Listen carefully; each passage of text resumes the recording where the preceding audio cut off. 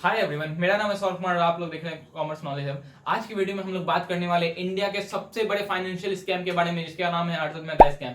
तो हर्षद मेहता स्कैम इतना बड़ा स्कैम क्यों था? तो अगर अमाउंट के बारे में बात करूं तो 1992 में स्कैम हुआ था, और तभी जो आपका हेल्थ बजट था और आपका एजुकेशन बजट दोनों को कंबाइंड कर दो तो उससे भी बड़ा स्कैम था ये हर्षद मेहता स्कैम। बेसिकली इसे कहा जाता है कि स्टॉक मार्केट स्कैम है, लेकिन सबसे ज्यादा इंपैक्ट इसका पड़ा तो वो था आपके बैंकिंग सेक्टर पे पड़ा। तो पहले हम लोग जानते हैं कि हर्षद मेहता ने ऐसा क्या किया, फिर हर्षद मेहता के बैकग्राउंड को देखेंगे। तो हर्षद मेहता ने, अगर मुझसे कोई पूछे कि क्या हुआ था, तो हर्षद मेहता एकदम सिंपल सा काम किया था जो हम लोग basic day to day life में कुछ लोग करते हैं। वो क्या, इसकी टोपी उसके सर, मतलब किसी एक से पैसा लेके दूसरे को दिए, फिर तीसरे से पैसा लेके दूसरे को दिए, फिर चौथे से पैसा लेकर के तीसरे को दिए। ये काम कौन करता था? हर्षद मेहता। तो आखिर हर्षद मेहता ऐसा क्यों करता था? उसे इतने पैसे की जरूरत क्यों थी? तो उसे इतने पैसे की जरूरत थी ताकि वो शेयर मार्केट में आर्टिफिशियल आपका सप्लाई और डिमांड क्रिएट कर सके। मैं पहले भी बात कर चुका हूं आर्टिफिशियल सप्लाई और डिमांड के बारे में। आर्टिफिशियल सप्लाई डिमांड क्या होता है, तो मैं आपको बेसिक एग्जांपल देता हूं जो हर्षद मेहता ने किया उससे रिलेटेड। हर्षद मेहता ने 200 रुपए की एसीसी सीमेंट की जो शेयर थी उसकी प्राइस को इंक्रीज करके, फेस वैल्यू इंक्रीज करके 900 पहुंचा दिया। वो कैसे किया? तो हर्षद मेहता कुछ नहीं करता था, जो भी पैसा उसके पास आता था वो उससे क्या करता था, एसीसी सीमेंट या फिर वीडियोकॉन के साथ उसने किया, या फिर स्टेराइल के साथ किया। तो ये तीनों कंपनी थी जिसकी प्राइस मैनिपुलेट किया। कौन किया? हर्षद मेहता। तो वो क्या किया, इन सब कंपनी की शेयर्स को खरीदता गया। तो जब आप शेयर खरीदोगे ना, तो आपका मान के चलो यहाँ पे 200 रुपए पे शेयर था। जब आप शेयर खरीदते जाओगे तो शेयर का प्राइस बढ़ते जाएगा। क्यों? क्योंकि डिमांड ज्यादा है, सप्लाई कांस्टेंट है उसका। क्योंकि सप्लाई कांस्टेंट है और डिमांड ज्यादा है, तो क्या होगा? बेसिक रूल क्या है इकोनॉमिक्स का? प्राइस इंक्रीज करेगा। तो ये प्राइस धीरे धीरे इंक्रीज करते करते कहां तक पहुंच गया? 900 रुपए तक पहुंच गया। 700 रुपीज से इंक्रीज हो गया प्राइस। ये कौन किया? हर्षद मेहता किया। कैसे किया? इतना पैसा उसके पास कैसे आया जो 200 रुपए के शेयर को 900 का पहुंचा दिया? उसने इतना ज्यादा शेयर खरीदा कैसे? या आप एसीसी का बात करो, या वीडियोकॉन का बात करो, या फिर स्टेराइल का बात करो, किसी भी कंपनी का बात करो, तो ये तीनों कंपनी का शेयर आखिर इतना ज्यादा प्राइस ये बढ़ाया कैसे? इतना पैसा इसके पास आया कैसे? ये क्या था? ये एक स्टॉक मार्केट का ब्रोकर था, ये नॉर्मल सा ब्रोकर था। तो एक ब्रोकर इतना ज्यादा कैसे कमा सकता है? अब मैं ऐसा बात कर रहा हूं तो मैं आपको बता दूं कि आपको सोनी लिव और हॉटस्टार पे हर्षद मेहता को लेकर के 2 मूवीज भी आ रही है। स्कैम 1992 आपकी सोनी लिव पे आ रही है, और द बिग बुल आ रही है आपको हॉटस्टार पे, जिसे अभिषेक बच्चन कर रहे हैं। तो आखिर ऐसा क्या हुआ था, अब हम लोग ये समझते हैं। तो ये प्राइस जो इंक्रीज हुआ, मैंने तो आपको बता दिया कि शेयर मार्केट में उसने कैसे खेला। उसने 200 की प्राइस को 900 पहुंचा दिया। कैसे पहुंचाया? डिमांड बढ़ा दी। मतलब वो जब बाय करने लगेगा तो मतलब क्या हो रहा है? डिमांड इंक्रीज हो रहा है इस चीज के लिए। तो एसीसी सीमेंट का शेयर का डिमांड इंक्रीज हुआ, लेकिन शेयर तो फिक्स है, तो अब क्या होगा? प्राइस इंक्रीज हो जाएगा, जो बेसिक इकोनॉमिक्स का रूल है। तो प्राइस जैसे इंक्रीज किया तो हम 900 रुपए पे आ गया। अब हर्षद मेहता इस केस में क्या करता था, जब देखता था, तो अब जनरल पब्लिक जब देखेगा ना ग्राफ को, तो उसको ऐसा कुछ ग्राफ दिखेगा कि इसका प्राइस इंक्रीज होते जा रहा है। तो जनरल पब्लिक क्या करेगी? इस कंपनी की शेयर को बाय करने लगेगी। वो क्या सोचेगी कि ये कंपनी बहुत ही अच्छा मार्केट में परफॉर्मेंस कर रहा है, उन्हें बहुत ज्यादा प्रॉफिट होगा। और इस टाइम में हर्षद मेहता क्या करता था? शेयर्स बेचना स्टार्ट कर देता था। 200 रुपए में शेयर खरीदता था, 200 300 400 जितना उसको पड़ता था खरीदता था। उसके बाद क्या करता था? शेयर्स को सेल करना वो स्टार्ट कर देता था, और इससे क्या होता था? बहुत सारा प्रॉफिट कमाता था वो। तो अब सब में एक बात सबको खटकता है, क्या? इतना पैसा उससे आया कहां से? वो तो एक स्टॉक ब्रोकर था, इतना पैसा हर्षद मेहता को आया कहां से? तो अब असली कहानी शुरू होता है। असली कहानी क्या था? एक मिनट मैं इसे रफ कर देता हूं। तो अब असली कहानी क्या था? हर्षद मेहता कौन था? हर्षद मेहता एक नॉर्मल सा स्टॉक ब्रोकर था जिसने अपनी बीकॉम की दिल्ली यूनिवर्सिटी से। उसके बाद वो कुछ कंपनीज में काम किया, छोटा मोटा काम करता था वो। उसके बाद वो बी अंबाला ब्रदर्स के साथ काम किया। बी अंबाला ब्रदर्स आपको स्टॉक मार्केट में पहले से थी, उनका काम ही था, वो हेल्प करती थी दूसरे कंपनीज को शेयर मार्केट में आने से इशू करने के लिए, सिक्योरिटीज इशू करने के लिए उसको हेल्प करती थी। तो कुछ दिन हर्षद मेहता बी अंबाला में काम किया। बी अंबाला में काम करने के बाद वो वहां पे बोला कि नहीं, मैं कुछ खुद अपना स्टार्ट करता हूं। तो उसने स्टार्ट किया grow more research and asset management limited company. तो ये कंपनी भी आपको फाइनेंशियल सर्विस से रिलेटेड था। ये भी वही काम करता था सिक्योरिटीज को लेकर के। और कुछ दिन के बाद थोड़ा मोड़ा काम करते करते हर्षद मेहता स्टॉक मार्केट में आ गया, स्टॉक एक्सचेंज में एज अ ब्रोकर वो आ गया। इससे पहले वो ब्रोकर नहीं था, तब वो एक प्रॉपर ब्रोकर बन गया। तो जब वो ब्रोकर बना तो वो इतना बड़ा इसका नाम हो गया था, जो इसे स्टॉक मार्केट का अमिताभ बच्चन कहा जाता था। स्टॉक मार्केट का अमिताभ बच्चन कहा जाता था किसे, हर्षद मेहता को, वो इतना बड़ा प्लेयर था। तो अब मैं आपको एक मेन बात बताता हूँ, जहां से उसने इतना पैसा रेस किया, तो उतना पैसा इसे कैसे रेस किया। तो दो चीज यहाँ पे आती है, आपको सब लोग एक चीज बताएंगे, आप जितना भी वीडियो देखो या फिर किसी से पूछो तो वो बोलेंगे इसमें बैंक रिसीट का मेन खेल था। लेकिन मैं बताऊंगा बैंक रिसीट के अलावा भी एक बहुत ही इंपॉर्टेंट चीज था जो कोई ध्यान नहीं देता है, वो है ट्रस्ट। ये भाई यही मेन चीज था जो खेल गया। अब क्या हुआ था इसे बात करते हैं हम लोग। तो पहले जो था, आपको बैंक्स जो थी उसे अलाउ नहीं था कि वो शेयर मार्केट में डायरेक्ट जाके इन्वेस्ट करे, लेकिन हर एक बैंक को, हर एक शेड्यूल कमर्शियल बैंक को, हर एक बैंक को क्या करना था, कुछ गवर्नमेंट के सिक्योरिटीज परचेज करने मैंडेटरी थे। मतलब कुछ ना कुछ उन्हें रखना पड़ेगा, कुछ लिमिटेड परसेंटेज जो भी हो उस टाइम में जो भी था उतना आपको परचेज करना पड़ेगा, हर एक बैंक को वो मेंटेन करना पड़ेगा, वो एज ए रिक्वायरमेंट था। जैसे अभी एसएलआर है, सीआरआर है, तो ये सब रेट जो है क्या है, बैंक अगर आप नहीं रखते तो आप एक बैंक नहीं कहला सकते हो, आप एक बोलूं तो गवर्नमेंट के आंख में आप लीगल बैंक नहीं हो। तो वही यहाँ पे भी केस था। तो यहाँ पे आपको कुछ गवर्नमेंट के सिक्योरिटीज खरीदने पड़ते थे, और इस केस में कौन सी गवर्नमेंट सिक्योरिटीज थी, तो वो गवर्नमेंट बॉन्ड थी। तो आखिर ये गवर्नमेंट बॉन्ड में होता क्या था और ये करना क्या पड़ता था, तो इसमें यही इसकी करना पड़ता था कि एक हर एक बैंक को एक मेंटेन रखना पड़ेगा। तो जैसे कभी जरूरत पड़ता था, हम लोग क्या करते हैं, जो आपका बैंक में जो सबसे मेनली यूज होता है कॉल मनी।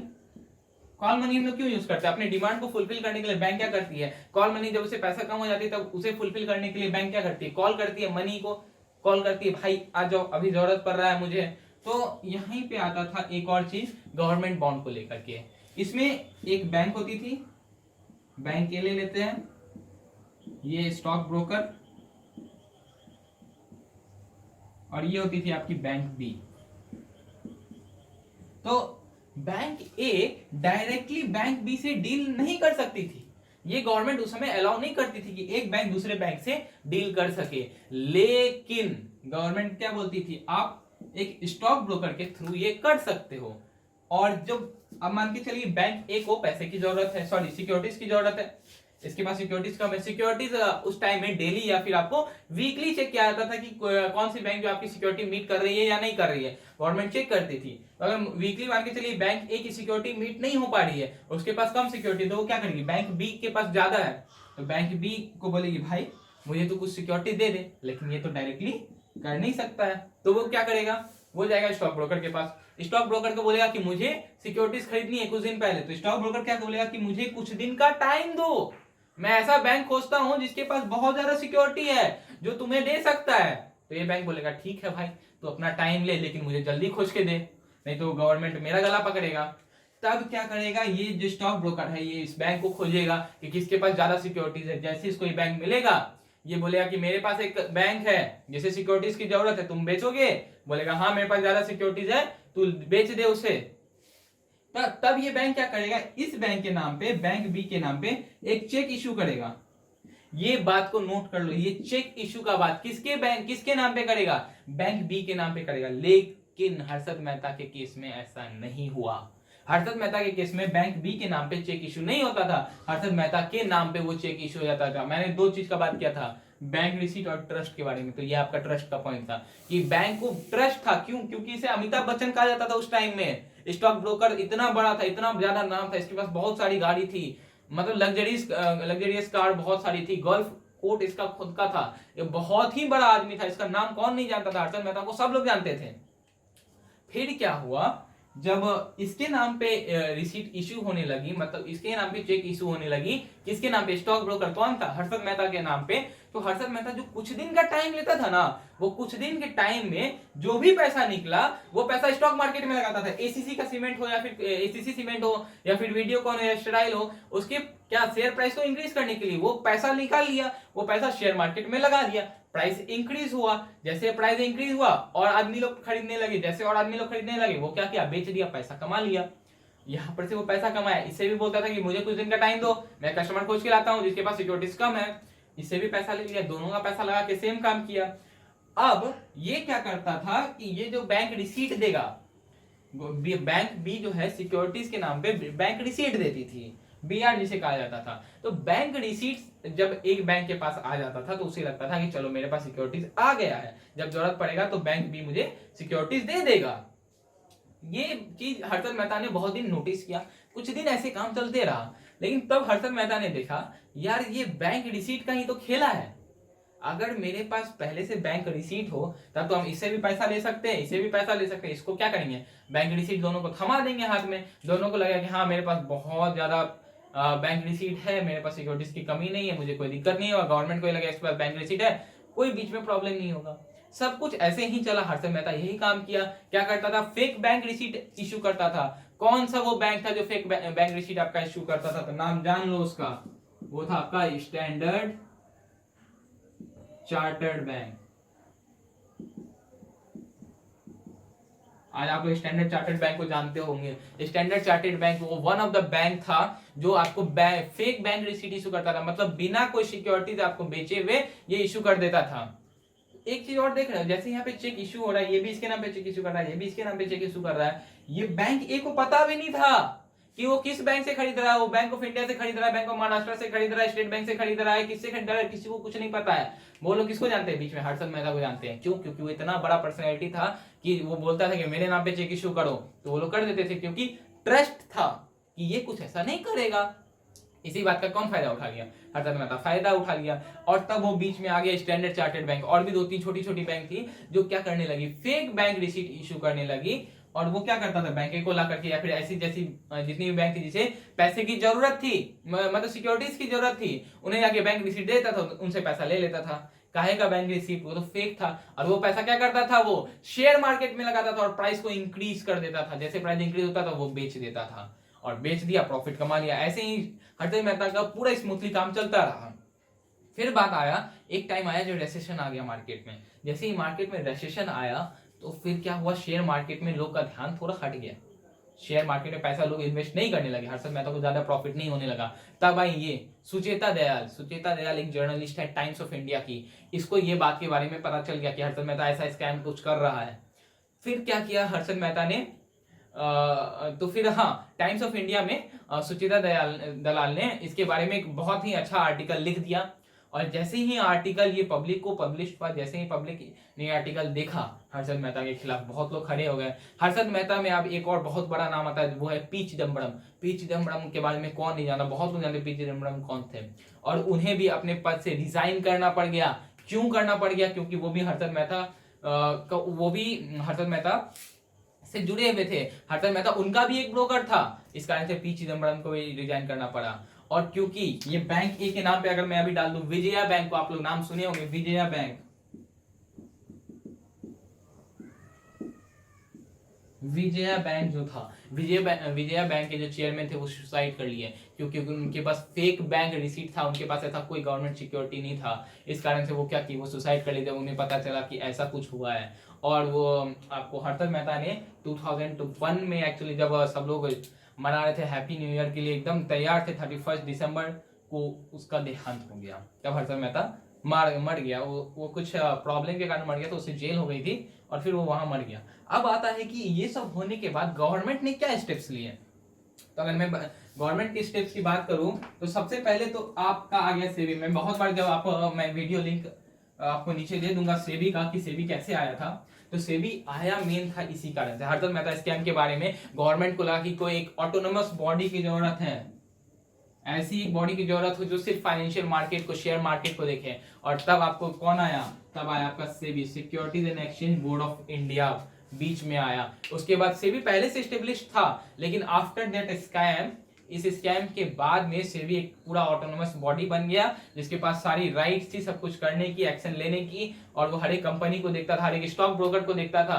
आप सेबी की वीडियो नीचे मैंने लिंक डिस्क्रिप्शन में दे दी, आप देख लो सेबी के बारे में। तब सेबी बना, तब और क्या बना, और ये सब कौन से स्टॉक एक्सचेंज में हुआ था, तो मैं बताना भूल गया आपको, ये हुआ था बॉम्बे स्टॉक एक्सचेंज में,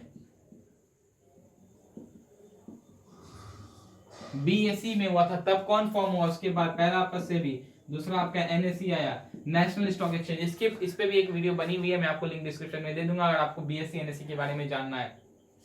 और क्या हुआ, विड्रॉल ऑफ फंड हुआ, अप्रोक्स 3000 करोड़ पैसा एक कंट्री से, इंडिया से हट गया, क्योंकि वो तो 3000 करोड़ पैसा तो जो आपको बैंक दिखा रहा था वो तो था ही नहीं, वो तो फेक बीआर था। वो जो इतना पैसा गया कहाँ चला गया, शेयर मार्केट में चला गया, जिसका कोई वैल्यू नहीं रहा, वो सारा वेग हो गया।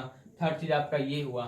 चौथा, इसके बाद गवर्नमेंट ने और क्या क्या स्टेप्स लिए, उसके बाद बैंक को अलाउ कर दिया गया शेयर मार्केट में आने के लिए। अब बैंक ये सारी चीजें कर सकती हैं, पहले बैंक को अलाउड नहीं था। और यहाँ पे मेन चीज यहाँ पे ट्रस्ट था, ट्रस्ट जो किसी बंदे पे रहता और वो ऐसा धोखा कर दे तभी ऐसा कुछ होता है, नहीं तो ऐसा नहीं होता। तो ये गलत चीज था जो हर्षद मेहता ने किया और उसका उसे परिणाम मिला।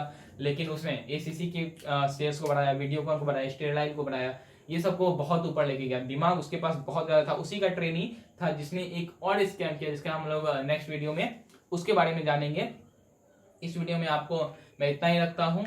और उसके बाद हाँ, और एक चीज था कि ऑनलाइन ट्रेडिंग भी उसी के बाद आया, ताकि ट्रांसपेरेंसी रहे। डीमैटेरियलाइज कर दिया गया सबको। हम लोग डीमैट अकाउंट के बारे में जानते हैं, वो क्या हुआ, डीमैटेरियलाइज्ड अकाउंट। उसमें क्या होता है, आपको सब कुछ दिखता है, आपको सब कुछ इंटरनेट में मिल जाएगा, ऐसा कुछ छुपा हुआ नहीं है। लेकिन उस समय क्या था, पेपर वर्क था, तो पेपर वर्क में बहुत कुछ दब जाता जो नहीं दिखता है सबको, लेकिन आपको इंटरनेट पे अब ऐसा नहीं होता है। तो उसी के बाद आपको ऑनलाइन ट्रेडिंग आया। ऑनलाइन ट्रेडिंग एक्चुअली इसके 2-3-4 साल बाद आया था, 1992 में नहीं आया स्कैम, आपको 1992 में हुआ था। आई होप कि आपको ये हर्षद मेहता स्कैम पूरा क्लियर होगा कि ऐसा क्या क्या हुआ, हर्षद मेहता कौन थे। हर्षद मेहता ने अपनी कंपनी स्टार्ट की, फिर वो स्टॉक मार्केट में एज ए रजिस्टर्ड ब्रोकर बने, फिर उन्होंने कैसे एक दूसरे के साथ खेला, मतलब इसकी टोपी उसके सर वाला उसने काम किया। तो यही बेसिक चीज था आपको हर्षद मेहता स्कैम के बारे में। लेकिन हाँ, ये इंडियन फाइनेंशियल सिस्टम का सबसे बड़ा स्कैम है, क्योंकि इसमें बहुत ही ज्यादा मनी इन्वॉल्व था, इसमें बहुत बड़े बड़े लोग इन्वॉल्व थे। पी चिदम्बरम थे, उसके विजया बैंक के जो चेयरमैन थे उन्होंने सुसाइड कर लिया। तो ये भी बहुत खराब बात थी, दुख की बात थी कि उन्होंने लगा कि आप पैसा कहाँ से आएगा, एक बैंक बहुत ही चीज पे चलता है। हमारी बैंकिंग की भी वीडियो आप देख सकते हो, एक बैंक बहुत ही सारी चीजों पे चलता है, और अगर ऐसे पैसा गायब हो जाए तो फिर किसी का भी हालत खराब हो जाएगा। तो ये आपको बेसिक था हर्षद मेहता स्कैम के बारे में। आई होप आपको वीडियो पसंद आया हो।